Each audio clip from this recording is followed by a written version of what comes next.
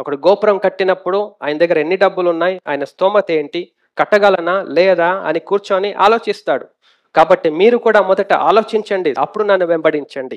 ప్రభు అంటున్నాడు, నన్ను వెంబడించువాడు సొంత తల్లిని, తండ్రిని, అన్నదమ్ములను, కుటుంబీకులను, అక్క చెల్లెలను, తన ఆస్తిని, తన ఇండ్లను అన్నిటినీ వదులుకోవడానికి కూడా సిద్ధపడాలి. అట్లయితేనే నన్ను వెంబడించండి. లేకపోతే ఆలోచించండి ముందే, మీ విశ్వాస పరిమాణం ఏంటి, మీ హృదయ స్థితి ఏంటి, మీరు వదులుకోగలుగుతారా, విడిచిపెట్టగలుగుతారా నా నిమిత్తం? The cost of following Jesus. తన శిష్యులను అంటున్నారు, మీరు అన్ని వదిలిపెట్టి నన్ను వెంబడిస్తున్నారా?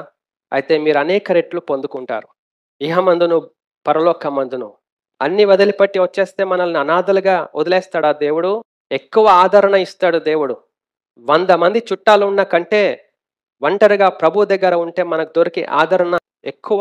100 మంది కుటుంబీకులు మనకు ఇవ్వలేని స్వస్థత దేవుడు ఇస్తాడు.